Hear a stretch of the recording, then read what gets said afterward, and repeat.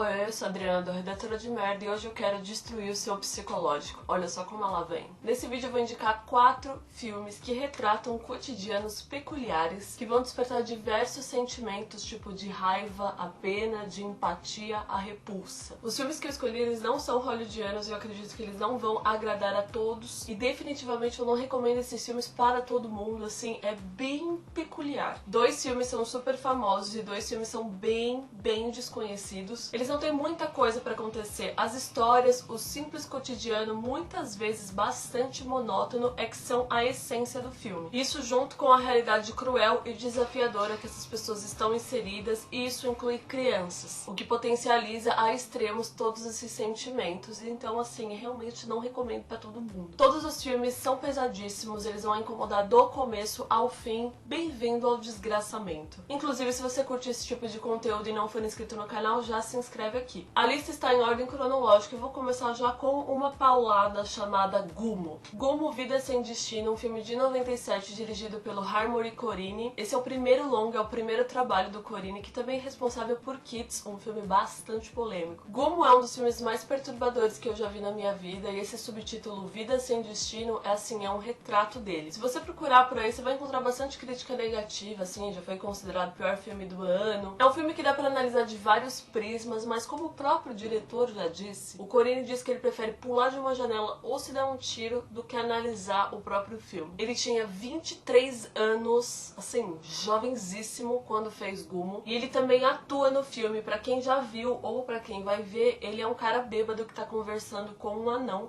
e ele está bêbado de verdade nessa cena. E Gummo pode ser considerado hoje um ícone de ousadia, tanto pela estética do filme quanto pela crítica social. Isso se deve também porque o filme ele não tem um roteiro super concreto, assim, ele tem uma parte que segue ali uma linha, um roteiro e tudo mais, mas também tem uma parte que foi filmada com as próprias experiências das gravações. Foram 2 meses de filmagem, sendo que no último dia eles gravaram metade do filme e pouquíssimos atores tinham experiência. A maioria das pessoas era a primeira vez ali, vamos testar, deixa fluir. O filme se passa numa cidadezinha de Ohio, fica nos Estados Unidos, e somos apresentados ao cotidiano de algumas pessoas, várias histórias mescladas, nenhuma história é a principal. É um filme que não tem um personagem central, não tem uma história central. 20 anos atrás, essa cidade passou por uma catástrofe, um tornado, e ainda existe muito resquício desse trauma. Tudo é absurdamente nojento, as famílias são muito disfuncionais, sabe quando tá tudo errado? Não existe perspectiva de vida, inclusive tem um termo, né, usado nos Estados Unidos, um termo depreciativo chamado white trash, traduzido literalmente como lixo branco, para designar pessoas brancas, assim, de extrema pobreza, de baixo estatuto social, econômico e tudo mais. O diretor, ele não introduz, ele não explica personagem, ele não explica plot e não faz questão de interligar os núcleos. Tudo é bem solto, muitas vezes bem nonsense, mas assim, eles seguem uma linha de raciocínio. A gente tem 2 personagens, 2 garotos, a maior parte do filme são adolescentes e jovens, e dá pra dizer que eles têm o maior destaque porque eles se abrem mais, a gente conhece um pouco mais deles, que é o Tumblr, interpretado pelo Nick Sutton, e o Solomon, interpretado pelo Jacob Reynolds. Basicamente, eles andam de bike, assim, pela cidade, e eles matam gatos para vender para um açougue. Assim, é isto.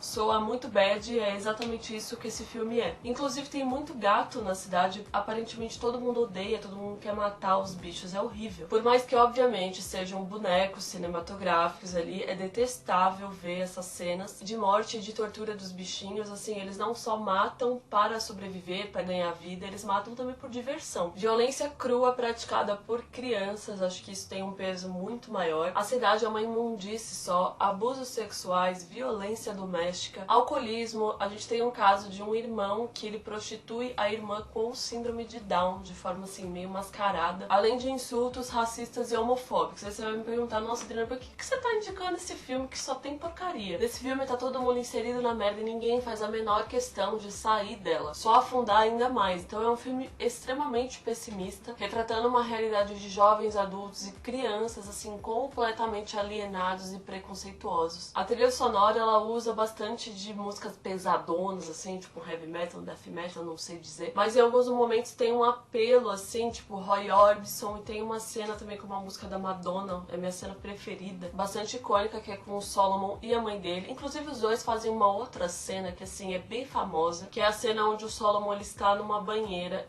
imunda, água preta dessa banheira, que a mãe dele tá dando banho nele, enquanto ele tá comendo um macarrão, bebendo ali um leite. Meu Deus do céu, essa cena é horrível. O Kuma, ele não responde nada. Se você quiser um filme com respostas, não vai ser esse. Ele inclusive só deixa ali questões que são complicadíssimas de responder. Escancara uma juventude perdida onde a gente sente uma repulsa absurda e é muito perturbador. Eu acho que esse filme, ele incomoda mais pelo fato da gente não querer ver esse tipo de coisa, tipo, negar a existência disso, ali, ah não, tá bom, vai, isso nem existe, mas sabendo que existe. Outro filme que eu escolhi pra essa lista é The Butcher Boy, traduzido para Nó na Garganta, um filme também de 97, dirigido pelo irlandês Neil Jordan, que inclusive dirigiu Entrevista com o Vampiro. Quem me indicou esse filme foi o Yuri do canal Livrado, acho que no ano passado. Olha quanto tempo eu queria falar desse filme. Ele gosta muito de umas desgraceiras, eu sabia que eu ia gostar desse filme quando ele me indicou. Nesse filme a gente tem um garoto psicótico, ele tem 12 anos de idade, se chama Francis Brady, e ele tem uma infância terrível, assim, de várias formas. O pai dele é alcoólatra, interpretado pelo Stephen Rea. Ele tem uma filmografia muito vasta, e inclusive ele fez Utopia, que eu já indiquei aqui no canal. A mãe dele tá perdendo completamente a razão, assim, está realmente ficando louca. A vizinhança é hostil, paranoica, isso tudo tem a ver com a sociedade que eles estão inseridos, que é uma Irlanda na década de 60. O resultado de tudo isso é um filme pesado, indigesto, violento, que ressalta traumas internos e traumas sociais, né, que estão à volta. Baseado em um livro com o mesmo nome, escrito pelo Patrick McCabe, foi publicado em 92, gostaria muito desse livro, não tem aqui no Brasil, alô editoras. Para conseguir viver ou sobreviver no meio de tanta desgraça, o garoto, ele cria um mundo imaginário. Então o filme oscila e trabalha muito bem entre realidade, fantasia e psicose. Muitos elementos políticos inseridos, né, por causa do local e da época. Isso está também interligado ao personagem, ao garoto Brady. Por exemplo, distorções de lembranças que acentuavam a agressividade dele. Fantasia mental psicótica, então tem uma memória social, uma memória coletiva aí no meio. É um drama pesadíssimo, mascarado com humor mórbido, assim, pra amenizar mesmo. É um puta um soco no estômago, uma mistura de redenção e desistência ao mesmo tempo. Gente, assistam esse filme, quase ninguém conhece esse filme. Outro filme que ninguém conhece, é a terceira indicação dessa lista, pelo menos eu não ouço ninguém falando sobre, é Maldito Coração, um filme de 2004, dirigido pela Asia Argento. Ela mesma, a filha do Dario Argento. A Asia é uma atriz bastante famosa, ela tem muitos trabalhos, mas pouca gente conhece os trabalhos dela na direção. E assim, Maldito Coração é uma desgraça sem fim. O filme é baseado num conto, né, e existe um livro chamado Maldito Coração, que ele tem 11 contos, e existe uma polêmica com relação a esse livro, na verdade com relação ao autor,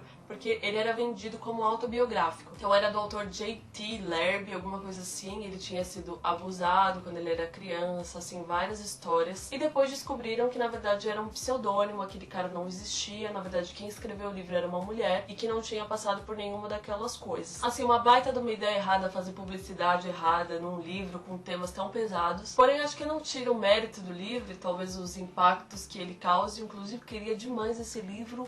Meu Deus do céu, preciso ler. Na história do filme aqui, Maldito Coração, a gente tem um garoto de 7 anos chamado Jeremiah, e ele é retirado da família adotiva dele contra sua vontade pela própria mãe biológica, que é a Sarah, interpretada pela Asia Argento. Ela não tem a menor condição de cuidar de uma criança e ela usa o filho para o seu próprio sustento, se aproveita dele para ganhar dinheiro. A diretora, ela mergulha fundo no inferno para dar vida a esse universo tão repugnante, e como atriz também, ela manda muito bem, interpretando de forma muito realista essa mãe, assim, sem escrúpulos. É muito dolorido de ver o descaso da mãe e todos os impactos que ele pode produzir numa criança. Ela se prostitui com caminhoneiros, né, para sobreviver, só que ela, assim, às vezes ela deixa o filho trancado em casa sem comida por dias. É uma realidade cruel, violenta, onde ela chega a fazer insinuações sexuais do filho pros namorados, pros casos dela, e assim, o resultado disso é tenebroso. A narrativa é feita do ponto de vista do menino, onde a gente tem uma noção muito próxima de toda a confusão e desorientação que ele sente tentando entender todos aqueles acontecimentos. A trilha sonora é do Billy Corgan, que era do Smashing Pumpkins, e no elenco a gente tem Winona Ryder, Peter Fonda, Michael Pitt e a gente tem até Marilyn Manson. Maus tratos, abuso infantil, violência, esse filme, ele é uma facada no coração. E por último, um filme mais conhecido aí, ainda mais pela galera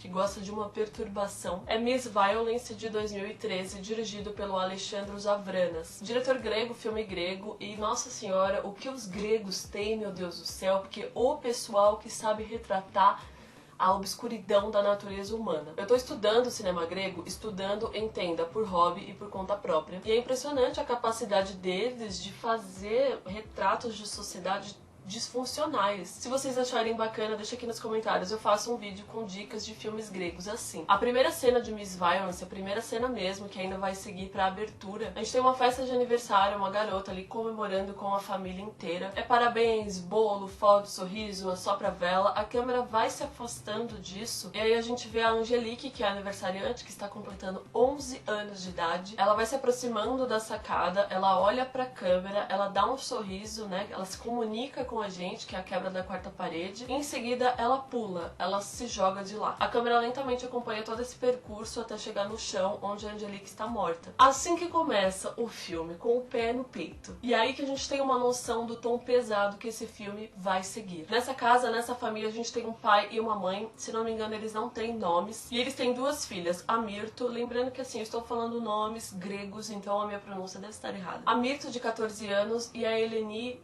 acho que a idade dela não é comentada, mas deve ser uns 20 e poucos. A Eleni está grávida, a gente sabe disso, sei lá, em 40 segundos de filme. E ela tem 3 filhos, a Angelique, que acabou de se matar, e outras 2 crianças, um menino e uma menina, que deve ter 7, outro deve ter 9. A atmosfera desse filme é angustiante, opressiva e claustrofóbica. Fotografia muito bem trabalhada, take de câmera, tudo perfeito. Mas tem muitas cenas internas, né, cenas dentro de um apartamento onde eles moram, que parece um labirinto. E a gente sabe que tem alguma coisa estranha nesse filme. Desde que assim começa, a gente sabe que tem coisa estranha e eles demonstram isso. Por exemplo, a família está completamente conformada depois da criança pular da janela. O plot do filme, a construção narrativa, é feita a partir da investigação que a galera vai lá fazer nessa casa pra ver se tá tudo bem. Eu não vou dar mais detalhes, assim, o que eu posso resumir desse filme é que ele é um grito de terror em forma de sussurro. Quando as coisas elas vêm à tona, meu filho, por mais que você saiba ou preveja o que pode estar acontecendo, é impossível não se chocar. O ponto alto de Miss Violence e da direção do Avranas é evidenciar o lado obscuro da natureza humana. Ao mesmo tempo que eu acho que esses filmes eles precisam ser vistos, eu sei que muita gente não vai querer assistir, assim, eu não recomendo pra todo mundo. Esses 4 filmes eles são desconfortáveis, eles abordam temas muito sérios e eles incomodam do começo ao fim, como eu já comentei, e é exatamente isso que me faz gostar de filmes. Quando termina um filme e eu me sinto incomodada, eu me sinto mal, eu gosto dele. Porque de alguma forma ele vai me levantar questões, provavelmente ele me fez ver coisas que eu não queria ver. E eu tô aqui por isso, pra dividir essas dicas, entendeu? Pra gente compartilhar desse sentimento. Então são filmes que eu recomendo, mas com um pouco de cuidado, porque eu sei que tem gente que não quer lidar com isso, não quer ver esse tipo de coisa. Em outras palavras, é por sua conta e risco. Espero que vocês tenham gostado desse vídeo, dessas dicas, e que desgracem bastante o psicológico. Já estou preparando um outro vídeo desse daqui, porque